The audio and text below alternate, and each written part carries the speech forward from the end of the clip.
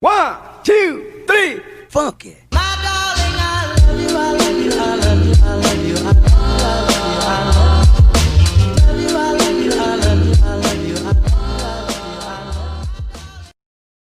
Halo teman-teman semua, selamat datang di PKD, Podcast Kelompok 2. Kenalan dulu yuk sebelum kita ngomong makin banyak.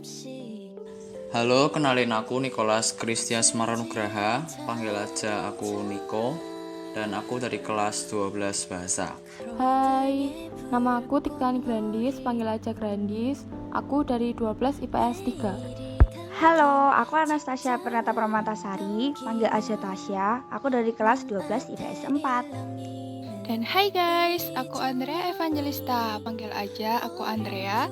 Aku dari 12 MIPA 2. Nah, udah pada tahu kan suara-suara siapa aja yang bakal muncul di PKD ini? Semoga kalian enjoy ya. Hai guys, apa kabar? Pandemi gini pada suntuk sama tugas ya? Hehe, sama sih. Tapi teman-teman, pernah gak di tengah-tengah pas kayak capek-capeknya tugas, kalian rebahan terus ngalamun hidup? Pernah. Apalagi dari pengalamanku waktu itu, tugasku padahal lagi berat, ditambah ada tugas hari mapel lainnya. Tapi aku tuh malah diem kayak gak tahu mau ngapain, terus ngelamun karena saking suntuknya jadi mikirku tuh kemana-mana. Pernah aku tahu-tahu mikir kalau pandemi gini, WFH, SFH, dan from home lainnya apa mungkin berlangsung terus at least akhir tahun. Soalnya ini pun gak lama lagi juga tahun 2020 udah mau berakhir. Gak tahu aku besok bakalan gimana. Iya kehidupan ke depan kayak masih ngawang. Misal aja kuliah, aku bener-bener gak tahu, gak ada bayangan UTBK tuh bakal kayak gimana. Terus aku juga gak tahu bakal kuliah atau bahkan aku langsung kerja. Ya masih ngawang aja gitu. Nah, sebenarnya kita butuh nih saat-saat kayak gini. Diam bentar, terus tiba-tiba muncul random thought. Aku di masa depan, jangka panjang ke depan bakal gimana sih? Orang pada dasarnya butuh waktu seperti itu. Bener banget, apalagi para remaja sekarang yang makin kesini makin ngeri kalau nggak punya waktu memikirkan masa depan atau pilihan hidup mereka ke depan. Apalagi sekarang masa pandemi kayak gini, banyak masyarakat yang kena dampak juga. Sama nih konteksnya pas Injil Matius ditulis. Penulisnya waktu itu juga dipengaruhi oleh keadaan yang berkembang pada saat itu. Dari segi sosial dan ekonomi nih, orang-orang Yahudi harus bekerja untuk menunjang kehidupannya, yang kemudian mereka terlalu fokus untuk mencari uang terus-terusan. Iya sih kalau dihubungkan dengan sekarang, orang-orang bahkan sampai mencuri untuk memenuhi kebutuhan ekonominya. Saking sibuknya, mereka juga udah mengubah makna kehidupan yang sebenarnya. Makna kebahagiaan hidup diartikan jika punya banyak uang berarti kehidupan akan bahagia. Kita mulai lupa sama Tuhan, yang adalah pemberi kehidupan. Di saat seperti inilah kita butuh mengingat makna dari Injil Matius bab 5 ayat 3-12. Yesus mengharapkan pendengar dan pengikutnya, walaupun miskin secara ekonomi dan tertekan oleh sosial, tetap berbahagia karena di samping hal-hal duniawi itu, mereka punya hubungan baru dengan Tuhan Yesus yang memberi kebahagiaan rohani dalam diri kita. Yap, bener banget. Kita tetap harus ingat masih ada Tuhan yang selalu mendampingi kita. Dan jangan lupa selalu mendekatkan diri dengan Tuhan dan selalu berusaha, karena dengan berusaha merupakan cara ampuh untuk memunculkan makna kehidupan yang sebenarnya dalam diri kita. Sedih banget dengar berita-berita, angka kriminal makin tinggi, banyak juga yang di PHK, pengurangan tenaga kerja karena pandemi gini. Iya bener banget, banyak orang yang melakukan tindakan kriminal, padahal kan itu melanggar hak sebagai warga negara. Emang berat sih, dimana saat susah seperti ini, malah mereka kena PHK. Mereka ditekan untuk memenuhi kebutuhan ekonomi keluarganya. Tapi kalau mereka sadar akan hak mereka sebagai warga negara, mereka nggak akan melakukan pencurian.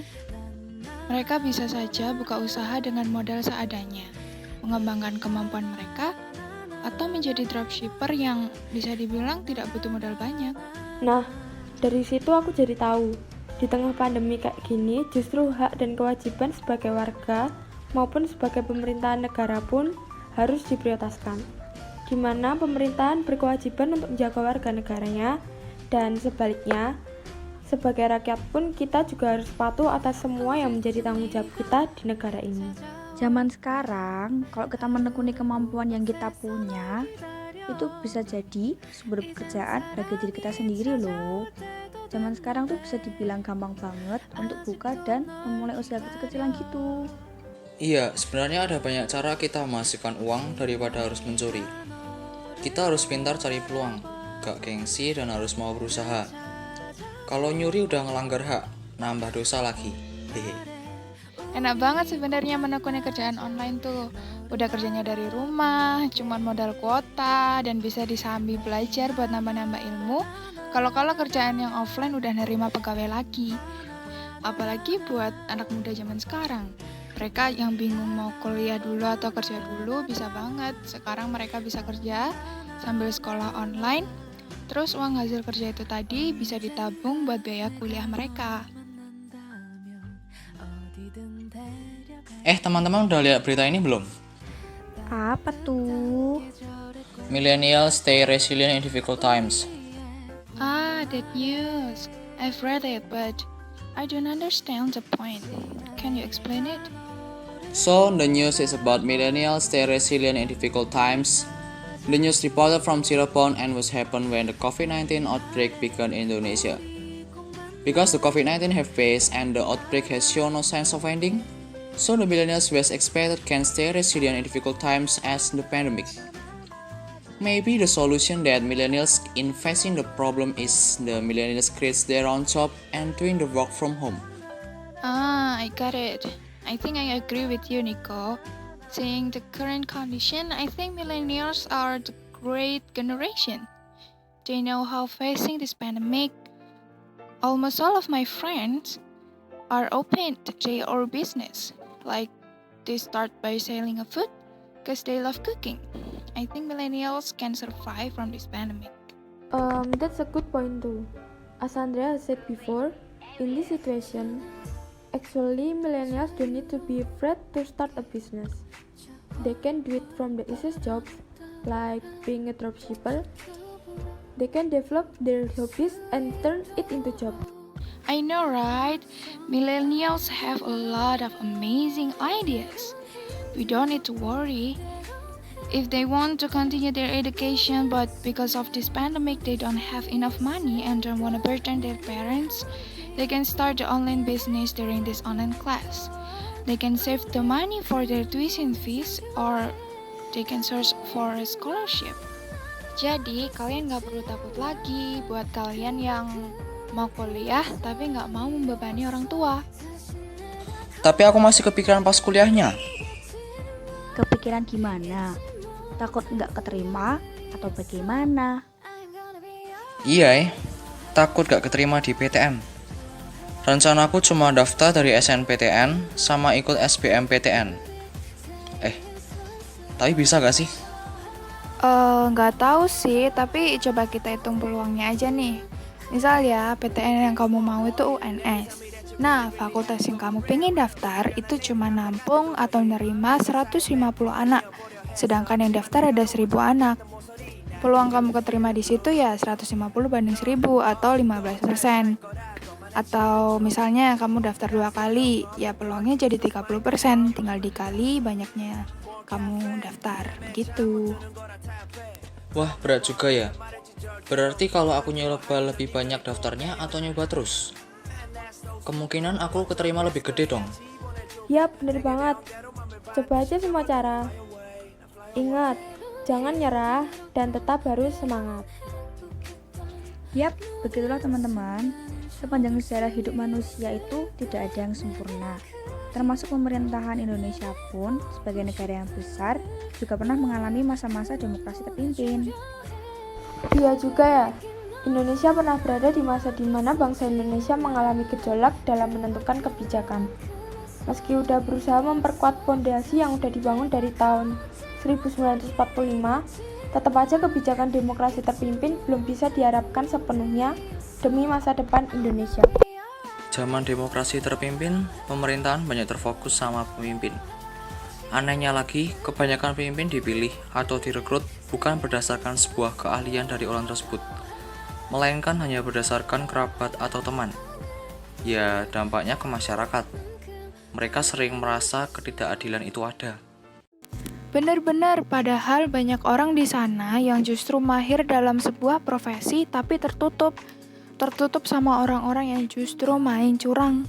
Ya, kayak punya orang dalam gitu. Kasihan juga ya orang-orang yang justru menekuni sebuah bidang dan bahkan menjadi seorang pemimpin pun pasti ada. Namun, sayangnya banyak hal yang berbuat curang karena hanya sekedar dan sebatas jabatan saja. Ya begitulah teman-teman, jadi salah satu solusinya sebagai generasi muda yang sudah menyadari akan hal itu, kiranya kita bijak dalam memilih pilihan hidup ke depan. Kita juga harus paham dan sadar akan tugas yang kita emban sebagai pilihan hidup dan tujuan hidup kita. Kita sama-sama membangun clean government, jadi untuk ke depan Indonesia bisa lebih baik lagi. Gak kerasa nih, lama banget kita udah ngobrol. Hehe. Hope you guys can take the information clearly dari pembahasan kita kali ini. Wah, iya ya. Sama juga kita ngobrolnya. Semoga apa yang kita udah sampaikan bermanfaat ya buat teman-teman pendengar setiap PKD. Jangan lupa jaga kesehatan, patuhi setiap aturan yang ada, dan jangan lupa pakai masker kalau kalian pergi keluar rumah, entah itu dekat maupun jauh. Dan jangan bandel. Keep happy teman-teman. Ya guys, sekian PKD kali ini. Semoga yang udah kita sampaikan tadi bermanfaat ya buat kalian. Thanks for watching, thanks for listening. Maaf kalau ada salah kata. See you next time guys, bye.